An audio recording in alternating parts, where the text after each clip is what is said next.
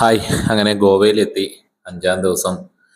ഇന്ന് നമ്മൾ ഇന്നത്തെ പകല് ഗോവയിൽ ചെലവഴിച്ച് തിരിച്ച് യാത്ര പോകാനുള്ള പ്ലാനിലാണ്. അപ്പം രാവിലെ തന്നെ എണീറ്റ് എല്ലാവരും ബ്രേക്ക്ഫാസ്റ്റ് കഴിക്കാനായിട്ട് പോയി. സ്ഥിരം ബ്രേക്ക്ഫാസ്റ്റ് കഴിക്കുന്ന സ്ഥലത്ത് തന്നെയാണ് പോയത്. അവിടെ പോയി സ്ഥിരമായിട്ട് കഴിക്കുന്ന ഫുഡൊക്കെ കഴിച്ച് ഇന്ന് ഫുൾ ടൈം ബീച്ചിൽ ചെലവഴിക്കാനാണ് തീരുമാനിച്ചിരിക്കുന്നത്. അപ്പം വേഗം ബ്രേക്ക്ഫാസ്റ്റ് കഴിച്ച് പിള്ളേർ ബീച്ചിൽ കളിക്കണം എന്ന് പറഞ്ഞു. അപ്പോൾ ഇന്ന് എന്തായാലും പോകുന്ന ദിവസമായതുകൊണ്ട് ഒരു 2 മണി വരെയുള്ള സമയം ഫുൾ ടൈം ബീച്ചിൽ ചെലവഴിക്കാമെന്ന് തീരുമാനിച്ചു. അപ്പോൾ രാവിലെ തന്നെ കാപ്പൂടിയൊക്കെ കഴിഞ്ഞ് നേരെ എല്ലാവരും വന്ന് ബീച്ചിലേക്ക് പോകാൻ ഡ്രസ്സൊക്കെ മാറി. എല്ലാവരും ബീച്ച് ഡ്രസ്സൊക്കെ ബീച്ചിൽ കറങ്ങാൻ രീതിയിലുള്ള ഡ്രസ്സുകളൊക്കെ എടുത്തിട്ടു. പിള്ളേർ റെഡി ആയി നിൽക്കുകയാണ്, അറ്റൻഷനായിട്ട് റെഡി ആയി നിൽക്കുകയാണ് ബീച്ചിലേക്ക് പോകാനായിട്ട്. അപ്പം ബീച്ച് ഏറ്റവും കൂടുതൽ എൻജോയ് ചെയ്യുന്നത് വൈഫും കുട്ടികളുമാണ്. കാരണം എനിക്ക് പൊതുവേ വെള്ളത്തിൻ്റെ ഇറങ്ങിയുള്ള പരിപാടികളൊക്കെ അല്പം അത്ര താല്പര്യമുള്ള ആളല്ല. എങ്കിലും അവർ ഭയങ്കരമായിട്ട് എൻജോയ് ചെയ്യുന്നുണ്ടെന്നുള്ളതാണ് ഇന്നത്തെ ദിവസം മുഴുവൻ ബീച്ച് ആക്ടിവിറ്റികൾക്ക് വേണ്ടി മാറ്റി വെച്ചിരിക്കുന്നത്. അപ്പോൾ എല്ലാവരും ബീച്ചിലേക്ക് പോകാൻ പാകത്തിനുള്ള ഡ്രസ്സുകളും കാര്യങ്ങളൊക്കെ എടുത്ത് റെഡിയായി. കഴിഞ്ഞ ദിവസം വലിയ ലോവർ പാൻറ്റൊക്കെ ഇട്ടുകൊണ്ട് പോയപ്പോഴത്തേനും മണലിനകത്ത് കുളിച്ച് തിരിച്ചു കയറി വന്നുകൊണ്ട് ഇന്ന് എല്ലാവരും ഷോർട്സൊക്കെ ധരിച്ചാണ് പോകാൻ തീരുമാനിച്ചത്. കാരണം ഇതും വെള്ളത്തിനകത്ത് നിൽക്കുമ്പോൾ ഭയങ്കര വെയിറ്റ് വരുന്നുണ്ട്. അപ്പോൾ എല്ലാവരും എന്തായാലും ബീച്ചിലേക്ക് പോവാണ്. കുടയും ഇരിക്കാനുള്ള ചെയറുകളും, നല്ല വെയിലുണ്ടാവും ചൂടുണ്ടാവും എന്നുള്ളൊരു പ്രതീക്ഷയിൽ അങ്ങനെ കുടയും ചെയറും ഒക്കെ ആയിട്ട് എല്ലാവരും ഉഷാറായിട്ട് രാവിലെ കാപ്പൂടിയൊക്കെ കഴിഞ്ഞ് ബീച്ചിലേക്ക് പോവാണ്. ഗോവയിൽ വന്നു കഴിഞ്ഞാൽ ബീച്ച് എക്സ്പ്ലോർ ചെയ്യണം. നല്ല ഒരു അനുഭവമാണ്. ബീച്ചിലാണ് ഏറ്റവും കൂടുതൽ. അപ്പം കുട്ടികളും ഏറ്റവും കൂടുതൽ എൻജോയ് ചെയ്തത് ബീച്ചിലായിരുന്നു. വൈഫും അത് ഏറ്റവും ആൾക്കും ബീച്ചിൽ പാരാഗ്ലൈഡിങ് ഒക്കെ പോകാൻ പറ്റാത്തതിൻ്റെ ഒരു വിഷമം ഉണ്ട് ആൾക്ക്. അങ്ങനത്തെ സാഹസികതയൊക്കെയാണ് ഇഷ്ടം. അവരുടെ ഇഷ്ടങ്ങൾക്ക് കുറച്ച് മുൻതൂക്കം കൊടുത്തേക്കാം എന്ന് വെച്ചു. എന്തായാലും കുറേ വർഷങ്ങളായി, ഞങ്ങൾ വിവാഹം കഴിഞ്ഞതിന് ശേഷം കുറേ വർഷങ്ങളായി യാത്രകളൊക്കെ പ്ലാൻ ചെയ്യുന്നു. കുട്ടികളൊക്കെ ചെറുതായിരുന്നുകൊണ്ട് ഓരോ വർഷം നീട്ടി വെച്ച് ഈ ഒരു വർഷത്തിലാണ് ഞങ്ങൾ കൂടുതലും യാത്രകൾ സെലക്ട് ചെയ്തത്. അപ്പം നമ്മൾ യാത്ര ചെയ്യാൻ പാകത്തിനുള്ളൊരു വാഹനമൊക്കെ റെഡി ആയതുകൊണ്ട് തന്നെ യാത്രകൾ പതുക്കെ ആരംഭിച്ചിരിക്കുകയാണ്. അതുകൊണ്ടാണ് ഇപ്പോൾ പുതുതായിട്ടൊരു യൂട്യൂബ് ചാനലിൽ നമ്മുടെ ഇതെല്ലാം വീഡിയോസൊക്കെ അപ്ലോഡ് ചെയ്ത് തുടങ്ങിയത്. അപ്പം നമ്മൾ ഓരോ ദിവസവും എനിക്ക് തോന്നിയിട്ടുണ്ട് പലപ്പോഴും ലൈഫിൽ എൻജോയ് ചെയ്യാൻ പറ്റുന്ന സമയങ്ങളൊക്കെ മാക്സിമം എൻജോയ് ചെയ്യുക എന്നുള്ളതാണ്. അപ്പം ഞങ്ങളങ്ങനെ ബീച്ചിലേക്ക് എത്തി. ഇന്ന് ഇച്ചിരി ബീച്ചിൽ അല്പം കലുഷിതമാണ്. കുറച്ച് തലേദിവസം രാത്രി നല്ല മഴയായിരുന്നു, പെരുമഴയായിരുന്നു. അപ്പോൾ അതുകൊണ്ട് തന്നെ കുറച്ച് നല്ല ശക്തമായ തിരമാലകളുണ്ട്. പക്ഷേ ഗോവയിലെ ബീച്ച് ആയതുകൊണ്ട് നമുക്ക് അത്ര പേടിക്കേണ്ടതായിട്ടില്ല. കുറേ ദൂരത്തോളം നല്ല ആഴമില്ലാത്ത സ്ഥലങ്ങളാണ്. അപ്പോൾ അതുകൊണ്ട് എങ്കിലും അവിടെ ഗാർഡ്സൊക്കെ അവിടെ നിൽപ്പുണ്ട്. ഗാർഡ്സ് പറഞ്ഞ് അധികം താഴോട്ടിറങ്ങണ്ട, വെള്ളം ഇടയ്ക്ക് ശക്തമായിട്ട് കയറി വരും. അപ്പോൾ അതുകൊണ്ട് തന്നെ കുട്ടികൾ ഒന്ന് ശ്രദ്ധിച്ച് ഇച്ചിരി കയറി ഇരുന്നാൽ മതി. ഇരിക്കുന്ന സ്ഥലത്തേക്ക് വെള്ളം എത്തിക്കോളും, വലിയ താമസം. ഇപ്പം നല്ല ശക്തമായ തിരമാലയാണ്, കാറ്റുണ്ട് നല്ലതായിട്ടെന്ന് പറഞ്ഞു. അപ്പോൾ എന്തായാലും ഞങ്ങൾ ബീച്ചിലേക്ക് എത്തിയ സാധനങ്ങളെല്ലാം അവിടെ സെറ്റ് ചെയ്ത് പതുക്കെ ബീച്ചിലേക്ക് ഇറങ്ങാനുള്ള തയ്യാറെടുപ്പിലാണ്. വൈഫും വളരെ ഹാപ്പിയാണ്. കാരണം ആൾ കുറേ നാളായി കല്യാണം കഴിഞ്ഞതിന് ശേഷം പലയിടത്തും യാത്ര പോകാമെന്ന് പറഞ്ഞെങ്കിലും പലപ്പോഴും അത് നീണ്ടു പോകുമായിരുന്നു. എപ്പോഴും എല്ലാ അവധികൾ സമയങ്ങളിൽ എന്തെങ്കിലും കുട്ടികൾക്ക് അസുഖങ്ങളായിട്ടോ, ചെറിയ കുട്ടികളായതുകൊണ്ട് തന്നെ എപ്പോഴും അസുഖങ്ങളും കാര്യങ്ങളൊക്കെ ആയിട്ട് എപ്പോഴും യാത്രകൾ മുടങ്ങാറാണ് പതിവ്. ഈ പ്രാവശ്യം രണ്ടും കൽപ്പിച്ച് തന്നെ ഇറങ്ങിയതാണ്. അപ്പോൾ എന്തായാലും അവരെ എൻജോയ് ചെയ്യാനായിട്ട് അവരെ വിട്ടേക്കാണ്. ഞാൻ പൊതുവേ എനിക്കിത്തരം കടൽ വെള്ളത്തിലൊക്കെ ചാടിയുള്ള കളികളിലോട് വലിയ ഇൻട്രസ്റ്റ് ഇല്ലാത്ത ആളാണ്. പിന്നെ ഇവരുടെ സന്തോഷത്തിനായിട്ടാണ്. അപ്പോൾ സോബിയും പറഞ്ഞു, ഏതായാലും നിങ്ങൾ ഇതുവരെ ഷൂട്ട് ചെയ്തിട്ടില്ല, എന്നാൽ ഞാൻ കുറച്ച് ഷൂട്ട് ചെയ്യാം നിങ്ങളുടെ എന്നൊക്കെ പറഞ്ഞ് അവൻ്റെ നിർബന്ധത്തിന് വഴങ്ങി ദെൻ ഞങ്ങളുടെ ഒരു ഫോട്ടോ ഷൂട്ടൊക്കെ എടുത്ത് അങ്ങനെ കുട്ടികളെ നേരത്തിനും അവിടെ എൻജോയ്മെൻറ്റ് തുടങ്ങിക്കഴിഞ്ഞു.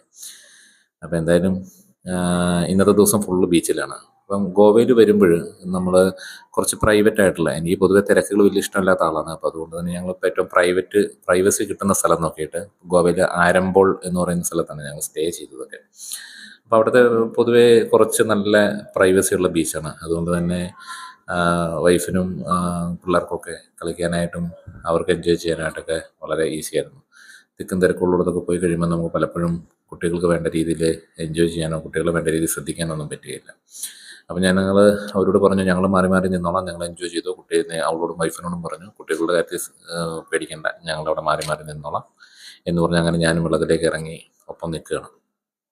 കാരണം വെള്ളം വലിഞ്ഞു പോകുമ്പം കുട്ടികൾ താഴോട്ട് പോകുന്നുണ്ട്. അപ്പോൾ അത് പിടിക്കാനായിട്ട് നമ്മൾ അതിൻ്റെ ഒപ്പം തന്നെ നിൽക്കുകയാണ്.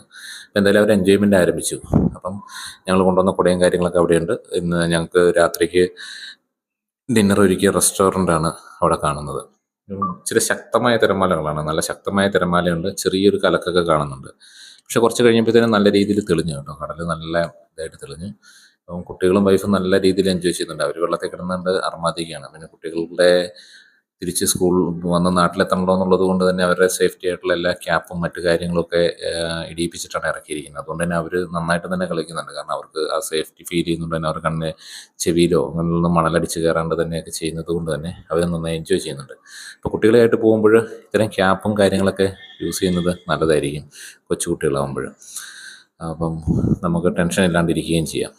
കാരണം ഇത്രയും നേരം ഇത് ഏകദേശം ഒരു 2-3 മണിക്കൂർ വെള്ളത്തിൽ കിടന്ന് കളിക്കുന്നതാണ്. അപ്പോൾ എന്തായാലും തലയിൽ വെള്ളം ഇറങ്ങാനുള്ള സാധ്യത ഉള്ളതുകൊണ്ട് തന്നെയാണ് ക്യാപ്സ് കരുതിയത്. അപ്പോൾ എന്തായാലും നല്ല എൻജോയ്മെൻ്റ് ആണ്. അപ്പോൾ ഞങ്ങൾ ഗോവയിൽ വന്നത് കഴിഞ്ഞ ദിവസം ഞാൻ പറഞ്ഞു ഓൺലൈൻ ആയിട്ടുള്ള ബുക്കിങ്ങുകളിലൊക്കെ ചെറിയ തട്ടിപ്പുകളൊക്കെ ഉണ്ട്. അപ്പോൾ അതിൻ്റെയൊക്കെ വിഷമങ്ങളെല്ലാം ഇന്നത്തെ പരിപാടിയിൽ മാറി. അപ്പോൾ ഇന്ന് വൈകിട്ട് ഞങ്ങൾക്ക് തിരിച്ച് യാത്ര പുറപ്പെടേണ്ടതാണ്. അപ്പം 3 മണിയോടുകൂടി ചെക്കൗട്ട് ചെയ്യാമെന്ന് വിചാരിച്ചാണ് ഞങ്ങൾ ഇതിലേക്ക് വന്നത്.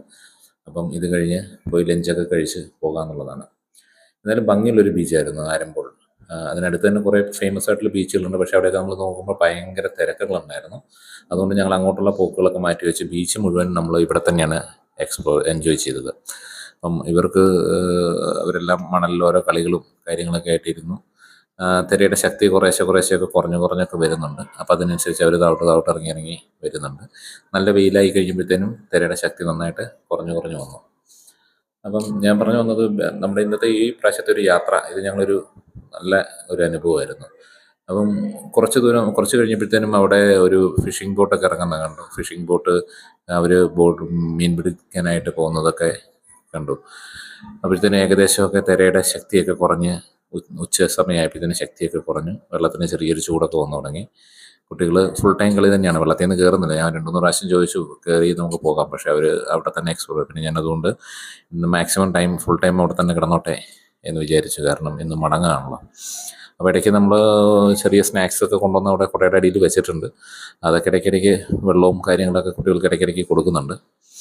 അപ്പോൾ എന്തായാലും നല്ലൊരു അനുഭവമായിരുന്നു. ഇപ്പം കടൽ നല്ല ഒരുവിധം ശാന്തമായി. കടൽ നല്ല ചെറിയ തിരകളും കാര്യങ്ങളൊക്കെ ആയിട്ട് റിലാക്സ് ചെയ്യണം. അപ്പോൾ ഫാമിലി ആയിട്ടൊക്കെ വരുന്നവർക്ക് പറ്റിയൊരു സ്ഥലമാണ് കേട്ടോ ആരമ്പോൾ. അവിടെ നല്ല വലിയ റേറ്റ് ഒന്നും ഇല്ലാണ്ട് തന്നെ നമുക്ക് ഇതെല്ലാം കിട്ടും. എന്തായാലും ഇന്നത്തെ ദിവസം വളരെ അവർ എൻജോയ് ചെയ്യുന്നുണ്ട്. അവരുടെ എൻജോയ്മെൻറ്റ് കാണുമ്പോഴാണ് നമുക്കും സന്തോഷം. ഞാൻ പൊതുവേ ഇത്തരം കാര്യങ്ങളിൽ എനിക്ക് വലിയ താല്പര്യമില്ലാത്തതുകൊണ്ട് ഞാൻ അതിൻ്റെ സൈഡിലൊരു കസേരയൊക്കെ ഇട്ട് ഞാൻ അവിടെ ഇരിക്കുകയാണ്. നമ്മൾ പോയപ്പോഴും ഡെക്കാത്തലോണിൽ നിന്ന് ചെറിയ ചെയറുകളും അംബ്രലയും കാര്യങ്ങളൊക്കെ ആയിട്ടാണ് പോയത്. അതുകൊണ്ട് തന്നെ നമുക്ക് വെറുതെ ഇരിക്കാനൊക്കെ രസമാണ്. അവിടെ പോയി വെള്ളം കാലയിലൊക്കെ തിരയടിച്ച് കയറും.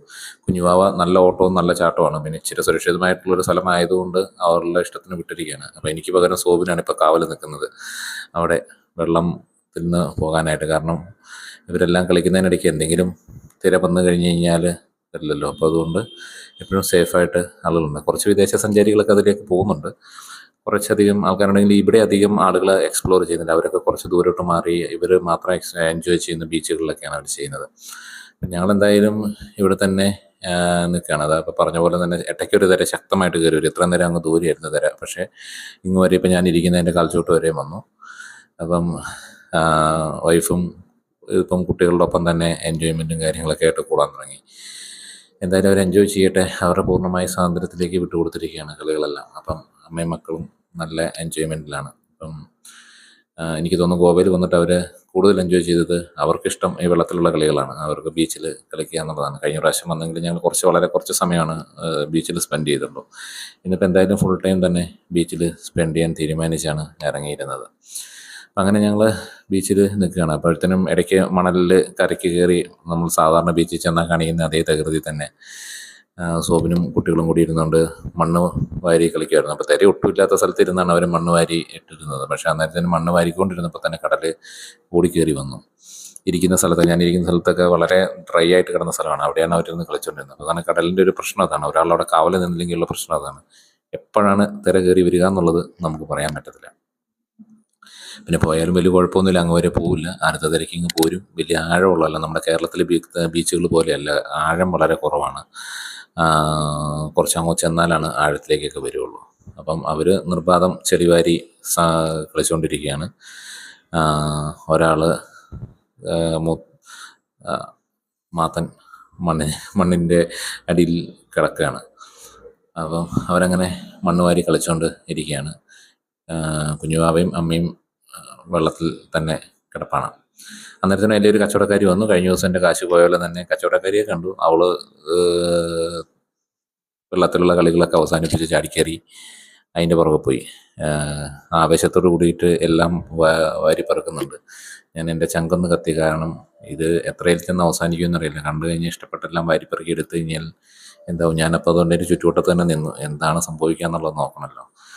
കച്ചവടക്കാരിയാണെങ്കിൽ ആവേശത്തോടു കൂടി അവളെ പറഞ്ഞ് പറ്റിച്ച് ഓരോന്നോരോന്നോരോന്ന് അത് ഭയങ്കരമാണ്, നിങ്ങൾക്ക് ഭയങ്കര ലുക്കാണ്, അതാണ് ഇതാണെന്നൊക്കെ പറഞ്ഞ് അവളെ ഇട്ട് സൂചിപ്പിച്ച് ഇതെല്ലാം ഓരോ കളറും ഓരോ കളറിൻ്റെയും മാല, അതിൻ്റെ കയ്യിലിടാനുള്ള ചെയിന്, കാതിലിടാനുള്ള കമ്മൽ എല്ലാം ഒരേ കളറിൽ സെറ്റ് ചെയ്ത് കൂട്ടി കൊടുക്കുകയാണ്. എന്തായാലും അത് കഴിഞ്ഞു. അതിനകത്ത് നിന്ന് 2-3 മേടിച്ചു. അവർ പറഞ്ഞ വിലയിൽ നിന്നൊക്കെ ഏകദേശമൊക്കെ നമ്മുടെ പൈസ പോയെന്ന് നമുക്ക് മനസ്സിലായി. പിന്നീട് അവർ പറഞ്ഞ പൈസയൊക്കെ കൊടുത്ത് നമ്മൾ അങ്ങനെ നിന്നു. അന്നേരത്തിന് അടുത്ത കച്ചവടക്കാരി വന്ന് അവളെ കൈയോടെ പിടിച്ചു. തലമുടിയിൽ കളർ ചെയ്ത് കൊടുക്കുക, കളറുള്ള നൂല് ചുറ്റി നല്ല ഇതുണ്ട്, നിങ്ങളുടെ തലമുടി വളരെ ഭംഗിയാണെന്നൊക്കെ പറഞ്ഞൊരു ചെറുപ്പക്കാരി കർണാടകത്തിൽ നിന്ന് വന്നാണ് ഇവർ ഈ കച്ചവടമൊക്കെ ചെയ്യുന്നത്. അപ്പോൾ കർണാടകത്തിൽ നിന്ന് വന്നേച്ച് ഇവിടെ പനാജിയിൽ നിന്നൊക്കെ മാർക്കറ്റിൽ നിന്നൊക്കെ സാധനങ്ങൾ എടുത്തിട്ട് ഇങ്ങനെ ബീച്ചുകളിൽ കൂടെ വിൽപ്പനയാണ് ഇവർ ചെയ്യുന്നത്. അപ്പോൾ വന്നവിടെ ഞങ്ങളോട് പറഞ്ഞു, തലമുടിയിൽ ഇങ്ങനെ ഒരു ഇത് കെട്ടി തരാമോ, അതിന് 150 രൂപയാണ് എന്ന് പറഞ്ഞു. 150 രൂപ 2 കളറ് 3 കളറായിട്ട് സെറ്റ് തരും എന്ന് പറഞ്ഞു. അത് കഴിഞ്ഞ് അപ്പം ഞങ്ങൾ പറഞ്ഞു വേണ്ട, അവൾ തലമുടിയിൽ അതൊന്നും ചെയ്യില്ല എന്ന് പറഞ്ഞു കഴിഞ്ഞപ്പോൾ അവരിങ്ങനെ സംസാരിച്ചിരുന്നപ്പോൾ പിന്നെ എന്തായാലും അവരുടെ ഒരു സന്തോഷത്തിന് വേണ്ടി അവിടുന്ന് പോന്നപ്പോൾ തന്നെ അഴിച്ചു കളഞ്ഞു. എന്നാലും അവരുടെ ഒരു സന്തോഷത്തിന് വേണ്ടി ഒരെണ്ണം കെട്ടിക്കൊള്ളാൻ ഞാൻ പറഞ്ഞു. പക്ഷെ ഞാനൊന്ന് തിരിഞ്ഞു മറിഞ്ഞു വന്നപ്പോഴത്തേനും അവരത് 4 കെട്ടാനുള്ള പരിപാടി 100 രൂപ വെച്ചിട്ട് 4 ചെയ്യാം എന്ന് പറഞ്ഞു. അപ്പം അങ്ങനെ 150 രൂപ തീരേണ്ട പരിപാടി 400 രൂപയിൽ അവസാനിച്ചു. അപ്പം നന്നായി വാചോടിക്കുന്നുണ്ട് അവർ, നല്ല ക്ലിയറായിട്ട് ഇംഗ്ലീഷൊക്കെ സംസാരിക്കുന്നുണ്ട്. എഡ്യൂക്കേറ്റഡ് ഒന്നും അല്ലെങ്കിലും അവരുടെ നിത്യത്തൊഴിൽ അവർക്ക് വളരെ നല്ല രീതിയിൽ അവർ സംസാരിക്കുന്നുണ്ട്. അപ്പോൾ അവരവരുടെ ജീവിതാവസ്ഥയെപ്പറ്റിയും കാര്യങ്ങളൊക്കെ പറ്റിയൊക്കെ പറയുകയാണ്. അപ്പം അവർ പറയുകയാണ് ഞങ്ങൾക്കൊക്കെ ഇങ്ങനെ എൻജോയ് ചെയ്യാനൊന്നും, ഇങ്ങനെ ഇപ്പം ഇവിടെ വന്ന് ഇവള് ഷോർട്സൊക്കെ ഇട്ടുകൊണ്ടിരിക്കുന്നത് കണ്ടപ്പോൾ അവർ പറഞ്ഞു ഞങ്ങൾക്കൊക്കെ ഇങ്ങനെ വരണമെന്ന് ആഗ്രഹമുണ്ട്, പക്ഷേ ഞങ്ങൾക്കൊന്നും വീട്ടിൽ പിന്നെ ഹസ്ബൻഡിൻ്റെ മുന്നിലല്ലാണ്ട് വേറെ ആരെങ്കിലും വന്നു കഴിഞ്ഞാൽ തലയിൽ തട്ടമില്ലാണ്ട് പുറത്തോട്ടിറങ്ങാൻ പറ്റില്ല, അങ്ങനെയാണ് എന്നൊക്കെ പറഞ്ഞ് അവളെ സൂചിപ്പിച്ച് എന്തായാലും 4 ഇത് കെട്ടിച്ചു. അതിൻ്റെ 400 രൂപയും പോയി കിട്ടി. അപ്പം ആളത് തലയിൽ കെട്ടിക്കഴിഞ്ഞിട്ട് ഒന്ന് അങ്ങോട്ടും ഇങ്ങോട്ടും ഒക്കെ നടന്നൊന്ന് എക്സ്പ്ലോറൊക്കെ ചെയ്ത് നോക്കി. അത് കഴിഞ്ഞിട്ട് തിരിച്ച് കുറച്ച് കഴിഞ്ഞപ്പോഴത്തേനും ഇത് തലമുടി കെട്ടാൻ പറ്റില്ല എന്ന് പറഞ്ഞ് ഊരി കളഞ്ഞു എന്നുള്ളത് വേറെ സത്യം. 400 രൂപ വഴിക്ക് പോയി. ഒരു മണിക്കൂർ മാക്സിമം അതിനെ തലയിലിട്ടുന്നിട്ടുണ്ടാവും. അങ്ങനെ എന്തായാലും ഞങ്ങളുടെ ഇന്നത്തെ ബീച്ച് പരിപാടികളൊക്കെ അവസാനിച്ച് ഞങ്ങൾ പതുക്കെ റൂമിലേക്ക് പോകാനുള്ള പരിപാടികളാണ്. അപ്പം അടുത്ത വീഡിയോ ആയിട്ട് വീണ്ടും കാണാം. Bye bye.